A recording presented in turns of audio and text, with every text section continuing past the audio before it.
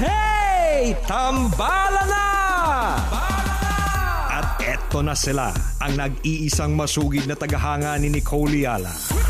Chris Chuper!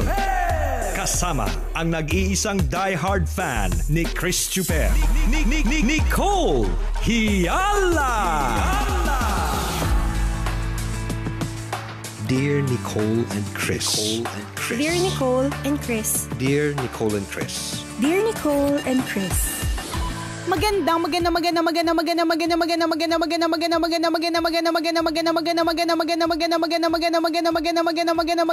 morning, Luzon, Visayas at Mindanao, Metro and Mega Manila. Hi, partner. Naka-face mask ka ba habang nagsasalita? Kung naka-face mask ako habang nagsasalita, partner, malamang kapag sinabi ko yung maganda, noon pa man, nung unang araw, nung ECQ Season 1, patay na ako. Hindi ko kakayanin. Ko naman, kung noon pa man, habang nagmamagandang ka at nakasuot ka ng face mask, noon pa man, ang dami mo nang nakaing face mask. Akala ko, partner, noon pa man namatay na ako sa amoy ng sarili kong hininga. Alam mo kung bakit? Kasi nung isang araw yung asawa ko, nasa kotse siya. Tapos magtataya siya sa loto. Mag-isa lang siya, nag-drive siya. Tapos may naka-face mask siya sa loob ng sasakyan. Siguro out of habit, ganyan. Tapos iniisip niya, ano yung mabaho? Parang feeling niya amoy bulok. Sabi niya, tapos tingin siya sa ilalim ng upuan ng sasakyan, baka may naiwan na mais o kaya pagkain na alam mo, syempre doon kumakain kami sa sasakyan so parang normal lang yun na may maiwan, 'di ba? Tapos nung tinanggal niya yung face mask niya, partner, na wala yung amoy. Tapos na-realize niya, partner, alauna na ng hapon, hindi pa siya kumakain. So yung naamoy niya, yung bulok na hininga niya, yung galing sa sikmura niya kasi gutom na siya. yun na talaga yung mga downside ng ng wearing the face mask. Pero ang maganda naman doon, confined yung yung air pollution. Totoo. Sa kanya, siya lang yung nakakaamoy. Yung pollution, sa kanya lang napupunta. So kanya-kanya tayo ng pollution, mga kaibigan. Kaya maganda rin naman kung titingnan natin na naka-face mask tayo. Actually, ang purpose naman talaga ng face mask ngayon, syempre, para maingatan ang mga sarili natin. At the same time, para hindi tayo hulihin ng tanod. Diba? Oo, yun talaga yun eh. Ay nako, kaya alam mo, sa totoo lang, confused na rin ako eh. 'Di ba nasa tayo, partner, nasa ECQ Season 2. Noong isang araw nga nag-post ako ng status. Nakakaloka, hindi ko in-expect na, sabi ko na talagang lesson learned in life. Kung halimbawa, ikaw yung tipo na you'd like to choose peace or you'd like to yan nga, sabi nga ni Samantha Bernardo, first runner-up ng Miss Grand International, partner, let us choose peace as our lasting legacy, taray. Parang tayo ay correct, no? 'Di ba? Tayo ay choose peace. Gusto ko ng kapayapaan. Pag beauty queen, merong lasting legacy. I choose peace as our lasting legacy. So anyways, parang kung ikaw yung tipo ng tao na you'd rather choose peace, you'd rather not get mad. Yung alam mo yun, parang sisimplihan mo lang yung buhay mo. Kung ikaw yung tipo ng taong ganon, veer away or lumayo ka sa any topic tungkol sa relihiyon at tungkol sa politics. Yan dalawang bagay na, yan dalawang topic na yan. Kung ikaw yung tipo ng tao na gusto mo lang ng kapayapaan, gusto mo lang good vibes, yan, wag kang sasawsaw in any way or in any manner sa politics or sa religion kasi hindi yan matatapos. At ang dami na nasirang pagkakaibigan ng dahil dyan. Kasi nung isang araw, syempre, we just started with the ECQ again, 'di ba, partner, kahapon. So, nag-post ako sa Instagram tsaka sa Facebook. Sinabi ko doon na umpisa na naman po ba ang paggawa ulit ng ube cheese pandesal, dalgona coffee, Korean brioche buns, and blah blah blah. Basa doon, partner? Nung nakita ko yung post mo na yun, hindi ko nabasa yung medyo bandang huli. Binisan ko na nga lang para hindi mo mahalata. Nagtanong ka pa, huwag ka maingay. Nasabi ko na one time lang yun. Hindi, i-educate mo kami. Anong pronunciation nun? Wag na walang education classes ngayon. Diba? So, Bernsham. Diba, syempre, partner nung ECQ Season 1, dami gumawa ng banana bread, leche flan, carrot bread, diba? Lahat ng ganon. So, diba, yun yung pinost ko. So, ang caption ko doon was, parang something like, kasalanan pa ba ito ng tao? Actually, gusto ko pang dagdagan yun. Kaya lang sabi ko, oops, so hanggang dito na lang, keme-keme, diba? Kasi ayokong hindi ako kumain ng patola for breakfast. So, ayokong kumain ng patola, ganyan. Pero kahit ganun yung pinost ko na parang feeling ko medyo safe, ay talaga naman. Ang comment ng mga tao, talagang nagalit na parang so kung hindi naka-face mask at face shield yung mga tao, kasalanan ng gobyerno. Kung nagugutom yung mga tao, kasalanan ng gobyerno. Kung tamad yung mga tao, kasalanan ng gobyerno. Ganun, partner. Kaya nga, sabi ko talaga, lesson learned, I will never. Hindi, total wala naman ako sa AM. Hindi naman ako yung, wag na lang. Kasi, alam mo yung isa pa doon, nag-comment. Nung time na yung partner, kumain ako ng patola for breakfast. So, syempre, pinatulang ko kasi kumain ako ng patola. Talaga, iwasan ko na yung patola, partner eh. Bukod sa para hindi mo nagagamit sa pang-araw-araw na buhay. Kasi yun ang nagiging effect eh. Pag kumain ka ng patola, syempre nadaan sa system mo. Every time na makakakita ka ng mga bagay na hindi ka nais-nais, papatulan mo talaga. Ko talaga, partner, kahit wala ako sa mood. Parang side effect siya ng patola. Kaya bukod sa umiwas po tayo ng mga topics tungkol sa religion at politics, iwas na din po tayo sa pagkain ng patola. Kawawang patola na damay tuloy. Sabihin na, nanahimik ako. Ang sustansya ko, tapos inaaway niyo ako ngayon. Kasalanan kasi ito ng mga magulang natin. Tinan mo yung upo, di ba? Pag nangangano po ang bata, di ba? Saan attributed yon, di ba, sa pagkain ng upo? Tingnan mo. So, kasalanan to yung upo, kasalanan din ng upo, di ba? Tingnan mo, kasalanan. Alam mo, isa pang merong kasalanan dito, partner. Yung ampalaya. Dahil dyan lahat ng tao bitter. Alam mo, parang ba yan? May isa pang may kasalanan, partner. Yung kalabasa. Tingnan mo, sa kalabasa nagsimula ang paglinaw ng mata. O simula nung luminaw ang mata ng mga tao, hindi ba't mas malinaw para sa kanila mamboso? Mas malinaw para sa kanila magbasa ng text ng may text. O, di ba? Kita mo na. Tingnan mo yan. Mga gulay ito, nadamay sa issue ng mga tao. Di ba? Nakakaloka. So anyways, that time, partner. Pinatulan ko kasi ang ang comment niya was, palibhasa yung mga celebrity, sabi niya, parang ganon. Palibhasa, hindi, may nag-comment kasi na hindi lang naman daw Pilipinas ang nag-second wave or third wave, hindi lang naman Pilipinas ang may lockdown. Kumbaga, wag tayong entitled na feeling natin Pilipinas lang nagkakaganito. Parang ganon. Entitled agad? Kaloka? Wala namang sinabing ganon. Nakakaloka. Alam mo, parang gusto kong sabihin, entitled agad, wala namang sinabing ganon. Di ba? Parang, ano ba? So, parang ganyan. Dito rin sa ganitong bansa, lockdown din, blah, blah, blah. So, madami din kasi talagang pasaway. Yun, hindi nagsusuot ng face mask, face shield, ganyan. Pero kahit isa-isahin din natin yung mga yan, 'di ba, ilang beses na din naman napatunayan. Well, sa ilang mga studies na hindi naman daw nakakatulong kung hindi naman talaga tama yung pagsuot ng face mask, pagsuot ng face shield. It doesn't really help, mga ganon. So anyways, hindi mo napapatulan, 'di ba? So nung sinabi niya yon, may nag-answer sa ilalim. So parang sinabi niya doon na palibasa yung mga celebrity, sila din may kasalanan. Tingnan mo, partner, nadamay na yung mga celebrity. So parang ang mga celebrity sila na may kasalanan. Sila din na may kasalanan. Lumuwag ng kaunti, matatagpuan na sa Bora. Tapos, matatagpuan na sa Bora, maka-OOTD lamang at kasama pa mga bata. Di syempre, partner, sino ba yun? Di ba ako lang? Sino pa ba? Lalayo pa ba tayo? Nandun kayo sa page ko, di ba? So syempre, partner, apektado talaga ako. Saktong-sakto. Ang nakain kong patola, 3/4, partner. Ganun kadami. Marami-rami. Marami-rami patola, partner. So sabi ko talaga, aray ko, okay ka na. Tinamaan ako. Gumanan ako. Tapos sabi ko, nako, mahirap talagang kumain ng 3/4 sa patola. Kulang yung sinagot ko.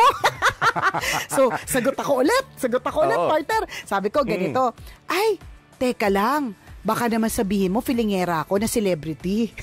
Kasi baka ganunin ako, partner eh. Baka balikan ka. Baka nababasa mo na yung nababasa ko na, alam ko na. Alam ko na yung mga galawang basher, partner. So, sabi ko, ay, teka lang, baka sabihin mo ako yung celebrity. Baka sabihin mo filingerang celebrity ako, ganyan. Sabi ko, hindi na lang ako kung hindi ako yan at hindi ako celebrity.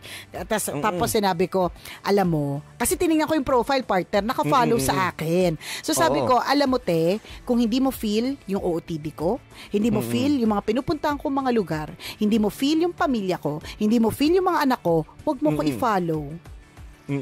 Ganun lang kasimple yun. Pero ako diba, ang lesson ko doon, unfollow, unfriend, block, lahat na. Diba kung gusto mo pinaka-ultimate block, kasi it will make your life lighter. Tama. Kasi ako, partner para sa akin, yun na yung, ako yung sa akin naging lesson ko doon. Ang naging lesson ko talaga doon, hindi talaga ako in any way, kahit konting sundot sa politics, sa posting dito sa radyo pwede siguro paminsan-minsan. Kasi napag-uusapan natin pwede nating himay-himayin, pwede nating isa-isahin, pwede nating i-justify. Pag kasi naka-post, wala kasing mahabang justification yun Parang what you post is what you get. Yun na yun Parang kung yun yung pinost mo, kung ano yung pagkakaintindi ng mga tao sa pagkakabasa nila, yun na yun.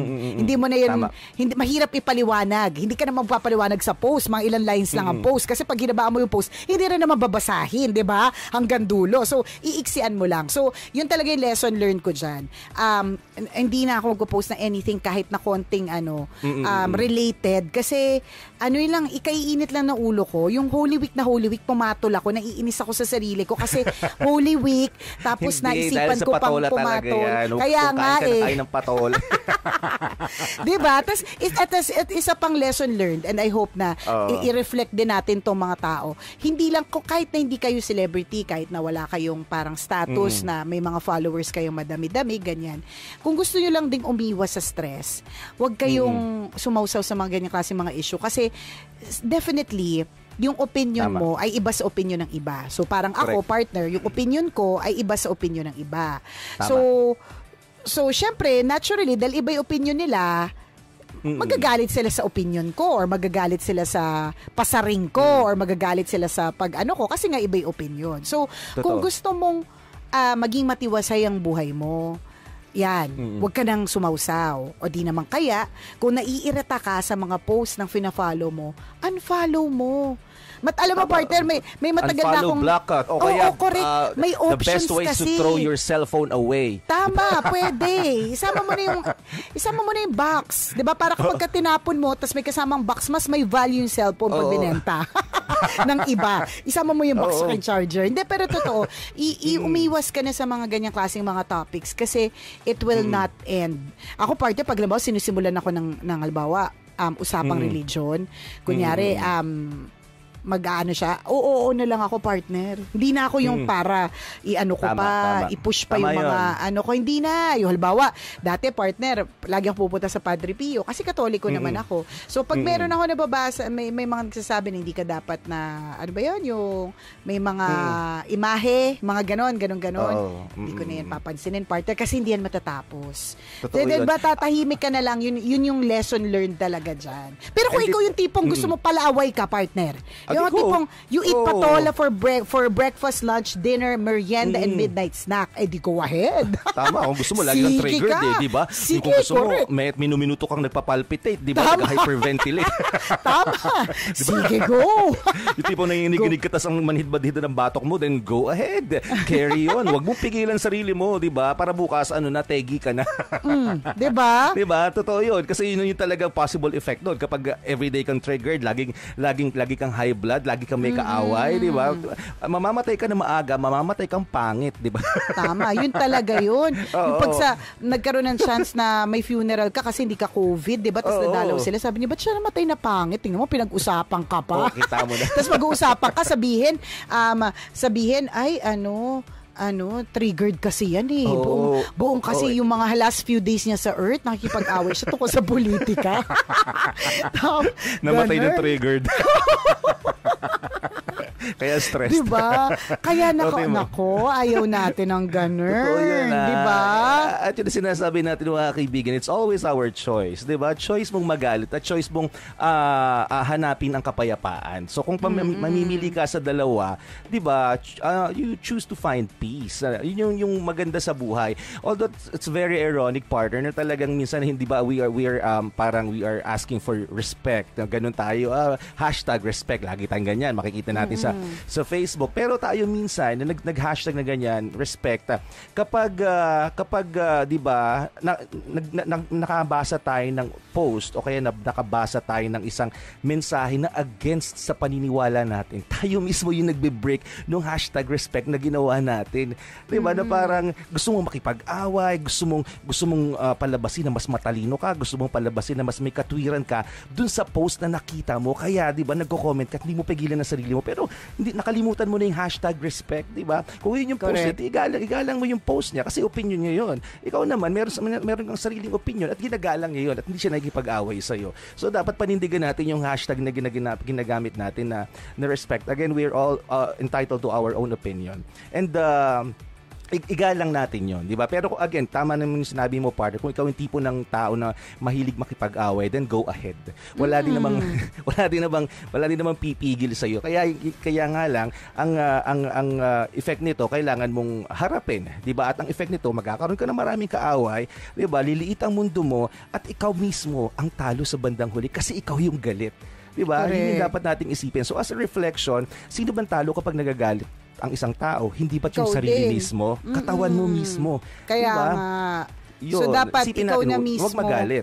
Correct, tama yan. Ikaw na mismo yung umiwas dun sa triggers. Yes. Umiwas ka na sa mga factors. Kasi yan may choice. Tama ka, partner. Tama yung sinabi mo na we always have a choice, no? So, yan yung choice na pwede mo talagang piliin eh. 'Di ba? Parang yes. Para maging mas matiwasay at para mas maging peaceful ang ating mga buhay. Kasi sa panahon ngayon na nagkaka-anxiety tayo kasi hindi natin sure kung kailan matatapos or yung iba nga, partner, they have adjusted to it kasi ito na yun eh. Parang there's no use not adjusting to it. Kailangan mag-adjust ka na kasi walang point na hindi ka mag-adjust kasi ito na yun, 'di ba? Ang ginagawa nila is nagtatry nila na sila mag-adjust.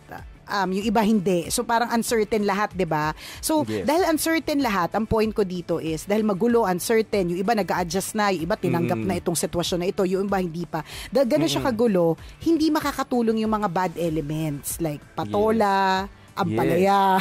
'Di ba yung mga ganyan, diba, yung mga vegetables and fruit, mansanas, kita mo, 'di ba? Nadamay tuloy mansanas na 'di ba associated siya kay Satanas, 'di ba? Diba? Tingnan mo 'yan. Tingnan mo yan. Kawawa naman. Sabi niya, ganda-ganda ko, kintab-kintab ko. Tapos, kinain ako ng demonyo. Parang parang pagkain ako ng demonyo. Ganon. So ibig sabihin. Parang ugat ng kasalanan ng mansanas. Correct. Ako ang pinakamakasalanan ng prutas. Diba? Tingnan mo. Kasalanan niya naman. Nakakalurke. Nadama yung mga nananahimik na ibang nilalang. Kasi partner, seriously, nadadamay yung mga nananahimik na nilalang. Totoo yan. Literally and figuratively, yes. Literally and figuratively, tingnan mo ha, kapag kalimbawa, nananahimik ang mga nilalang, bakit natin nasasabi? Kasi kunyari, ang mga celebrity, meron silang mga opinion. So, kunyari, opinion nila, iba sa opinion ng iba, di ba? So, nagkakaroon ngayon yung mga nananahimik, na-trigger na din sila kasi inaaway yung celebrity ng ina-idol nila. O, tingnan mo. Yan yung mga halimbawa. Halimbawa yan ng mga mansanas, patola, tsaka ampalaya, tsaka mga nananahimik na mga tao, di ba? Na biglang nati-trigger, di ba? Nang dahil sa yung mga ganyang klase mga factors. So, wala lang. Pagpapaalala lang po na umiwas na tayo dyan, lalo pa ang init ng panahon. Yes. Oh my God, sobrang init. So dahil ang init ng panahon, hindi nakakatulong ito sa init ng ulo, nakakadagdag. Agree. Nakakadagdag ito. Totoo yan. Imagine ko tuloy, kunyari pag namatay ka ng maaga tapos triggered ka, alam mo yung tigas-tigas na kamay mo, diba? tapos yung tawag dito, close yung sarado yung kamay mo. Close casket. Close casket na agad, partner, kasi Hindi mapintay mukha mo eh. Oh. Doon na tayo agad sa hindi na Oo. mapintay mukha kaya sinarado na lang kaysa Tama. pag-usapan, di ba? Hindi makayanan tingnan ng mga aten sa lamay mo yung itsura mo. Di kasi, ano ba yan? Oo. Oo, tingnan mo, halatang triggered siya na matay, tapos galit na galit yung mga ugat mo. Yung buhay na buhay yung mga ugat mo, labas na labas siya sa noo mo, mga ganun tipo. True. Di ba? The bottom line is wag tayong magalit, di ba? Let's find peace. Choose to find peace, mga kaibigan. Mas masarap matulog ng meron kang katahimikan sa puso.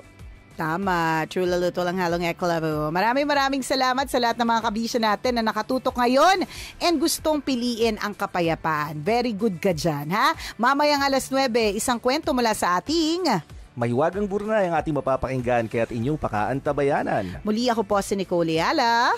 At ako naman si Cambio King Chris Chuper. Na nagpapaalala, una magdasal ka para mabuhay ka. Pangalawa, mag-face mask ka para mabuhay naman ang iba. Yun. Always your number one. SM Radio Station.